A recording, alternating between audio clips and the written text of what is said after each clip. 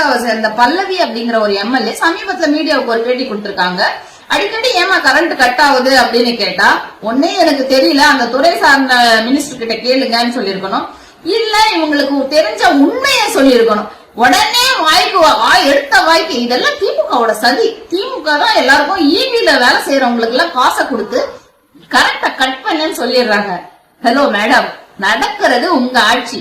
திமுக காரங்க எப்படி இதை செய்ய முடியும்? அப்படியே காசை கொடுத்து செஞ்சதா கூட இருக்கட்டும், அது எப்படி அந்த கவர்மெண்ட்டை எதிர்த்து ஒரு ஸ்டாஃப் செய்வாங்க? அடுத்தது இவங்க சொன்ன வார்த்தையை பார்க்கணும். ராயபுரத்துல நாங்க கையங்களவமா புடிச்சிட்டோம் ஒரு ஆளை அப்படின்னு. அதாவது ஒரு இபி ஸ்டாஃப் இவங்க கையங்களவமா புடிச்சிட்டாங்களா? சரி, புடிச்சிங்க இல்லையா? நீங்க சொல்றது உண்மையாவே இருக்கட்டும், அவரை புடிச்சிட்டீங்க. புடிச்சதா அவர் மேல என்ன நடவடிக்கை எடுத்திருக்கீங்க? அவர் மேல கேஸ் ஃபைல் பண்ணிருக்கீங்களா? ஏன்னா அவர் செஞ்சது கிரிமினல் அஃபென்ஸ். இது அதாவது கவர்மெண்ட்டுக்கு எதிராக நடந்திருக்காரு, அது கிரிமினல் அஃபென்ஸ். அவர் மேல கேஸ் ஃபைல் பண்ணிருக்கீங்களா? துறை ரீதியா அவர் மேல என்னென்ன நடவடிக்கை எடுத்திருக்கீங்க? அவனுக்கு காசு கொடுத்த திமுக காரன் எவன்? அவனை கூட்டிட்டு வந்து நிறுத்துங்க.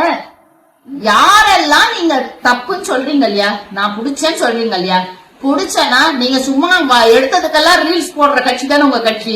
இவனை கூட்டிட்டு வந்து ரீல்ஸ் போட வேண்டியது தானே, இவனை பிடிக்கும் போது ரீல்ஸ் போட வேண்டியது தானே. அப்படியே விட்டுடுவீங்களா? நீங்க இதெல்லாம் மட்டும் நீங்க வாய்க்கு வந்தது அப்படியே சொல்லிட்டு போயிடலாம். நீங்க என்ன பிளான் பண்றீங்கன்னா, அதாவது அண்ணன் வழியில் நீங்க பிளான் பண்ணிருக்கீங்க.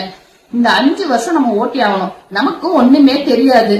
திமுக மேல பழிய போட்டு அழகா ஆட்சியை முடிச்சுட்டு போயிடலாம், தமிழ்நாட்டையே முடிச்சுட்டு போயிடலான்னு பிளான் பண்ணிருக்கீங்க. அதுக்காக இவ்வளவு கேவலமா இவ்வளவு கீழ்த்தரமா இறங்குவீங்கன்னு தமிழ்நாட்டு மக்கள் எதிர்பார்க்கல. நீங்க அடுத்து கொஞ்சமாவது, ஏதாவது நீங்க எம்எல்ஏவா தேர்ந்தெடுக்கப்பட்டிருக்கீங்கன்னா மக்கள் சேவை செய்யறதுக்கு தேர்ந்தெடுக்கப்பட்டிருக்கீங்க, திமுகவை குறை சொல்றதுக்கு இல்ல. திமுக ஆட்சி காலம் முடிஞ்சு போச்சு, அடுத்து உங்களோட கவர்மெண்ட் தான் இங்க நடந்துட்டு இருக்குது. நீங்க கொஞ்சமாவது மக்கள் பணி செய்யுங்க. இந்த மாதிரி ரீல்ஸ் போடுறதையும் தப்பா திமுகவை நீங்க பழி சொல்லியே காலத்தை ஓட்டுறதையும் நிறுத்திட்டு மக்கள் சேவையை ஆரம்பிங்க.